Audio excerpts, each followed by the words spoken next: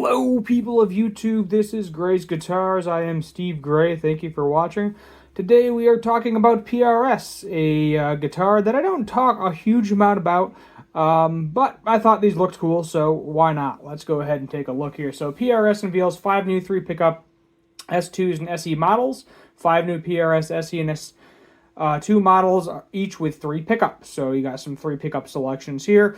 I feel like the 3-pickup is a love or hate them. You either love them or you hate it. Me personally, I don't really ever use the middle pickup, but I do like the way the guitars look. So it's kind of, what do they call it, Catch-22? PRS has announced the highly anticipated launch of 5 new 22 fret models, each featuring a distinctive 3-pickup configuration. The significant release spans the USA-made S2 series and the Indonesian-made SE series, offering guitarists great tones at exceptional value. PRS 3-pickup S2 and SEs. The new S2 series additions include a S2 Special Semi-Hollow and an S2 Studio, while the popular SE series welcomes an SE Special Semi-Hollow, SE Studio, and SE Studio Standard. This huge release provides guitars for musicians across all levels of the price point. The PRS Special Semi-Hollow combines a pair of 58-15 LT humbuckers in the bass and treble positions, with a PRS narrow-fied in the middle. This unique arrangement, couped with a 5-way blade switch and 2 mini toggles, provides an astonishing 12 distinct pickup combinations. Pretty solid. Carved maple top, mahogany back, along its semi-hollow body construction, contribute to naturally airy and deep tones with enhanced sustain. Available, we have dark amber, dark cherry, sunburst, faded gray, black blue burst, that's a mouthful, faded gray, black purple burst, fire red burst, and lake blue, which I think it looks like they have one in all the colors up there. MSRP to be determined. Let's see. So the Studio redefines versatility with its single humbucker configuration, HHS or SSH, featuring 2 PRS narrow-fied pickups in the bass middle position. Read that. Okay, so you're currently viewing a placeholder. Okay, moving on. PRS SE Special Semi-Hollow introduces a narrow-fied DD pickup designed to the SE series with a classic maple top guitar. Semi-hollow construction enhances sustain and resonance, with the elegant F-hole adds a classic look, with a single humbucker set for the 58-15 LTS pickups. PRS narrow-fied DD in the middle. Coil tap switch system delivers an impressive range. These ones are Charcoal Burst, Lake Blue, Orange Tiger, Smoke Burst. That's a heck of a name for a guitar. So the Studio offers a single humbucker pickup configuration, delivering a wide variety of tonal options.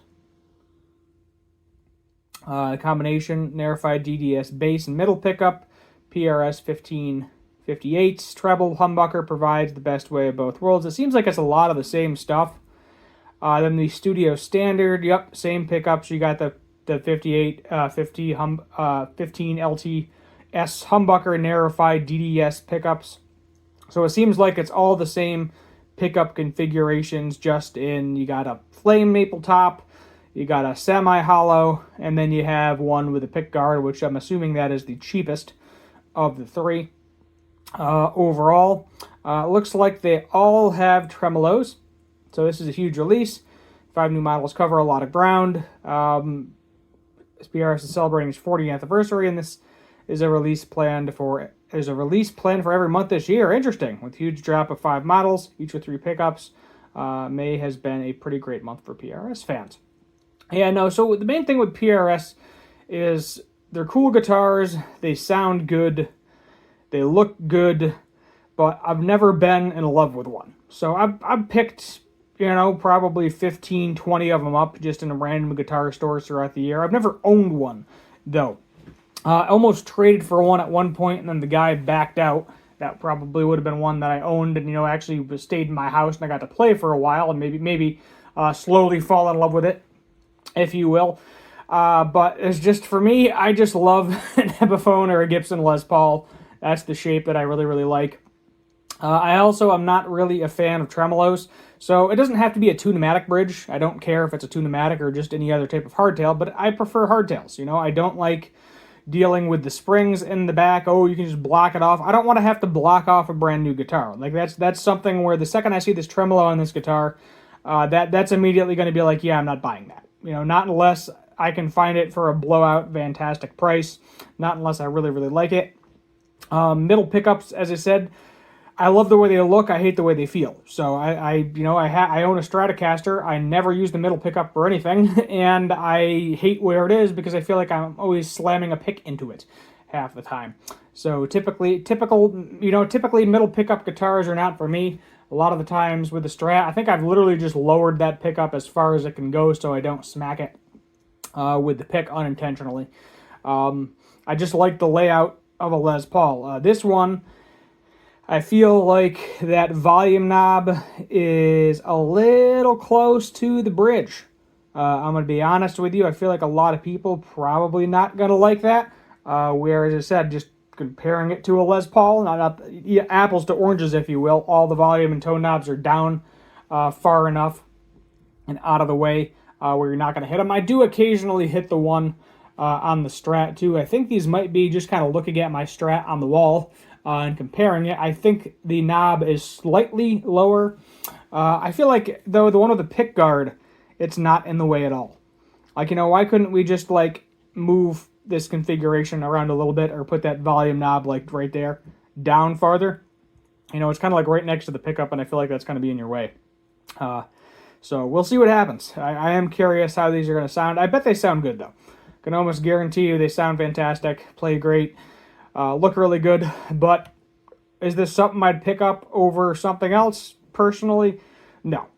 I mean, the materials are all good there. I feel like PRS is one of those brands where you love them or hate them, and I don't know. I don't want to hate them, but at the same time, as I said multiple times, it's just one of those guitars where I've never been in love with one enough to buy one or justify buying one. I want to trade for one once because, as I said, it was a hardtail. They do make hardtails, so this particular guitar, probably not for me. Not something, as I said, not something I would personally buy unless the price was really, really good. But not every PRS is like this, so you can get a different PRS. Maybe this is something when, hey, you like the tremolo, you love 3 pickups, you want a semi-hollow, you don't really care where the volume knob is, then you're perfectly fine. But, as I said, for what I'm doing, for my purposes, is what it is. So we'll leave it there. As I said, it's more of a personal preference thing. I do like the way these things look. I'm sure they sound great. I think those pickups are fine, if I remember correctly. I'm not sure about the narrow one, but I know that humbucker, I think I've definitely heard that before, and it's a solid pickup, so no worries there. Indonesia, a lot of stuff's getting moved to Indonesia now. The tariffs are a little bit part of that, but I think they did that a while ago in terms of cost-cutting measures.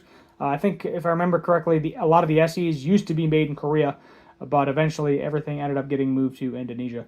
And I don't think they make Korean-made PRSs anymore, at least not to my knowledge. But if I'm wrong, you are more than welcome to correct me down below. But I guess S2 and SE Studio, 7 unique tones. What are we going to call this video? I don't know. 3 pickup PRS guitars. PRS 3 pickup guitars. Something along those lines. I'm trying to drag this out to 10 minutes if you haven't realized that by now, but I'm just done talking. So you're going to see 1:30 of black. Black screen. Black screen. Subscribe for more. I know this video is a little bit of a mess, but thank you for watching anyway. Have a good one. Oh, you know what? Subscribe. I didn't tell you to subscribe. Like, comment, and share. There, I'm dragging it out to 9 minutes. Yet again. Have a good one.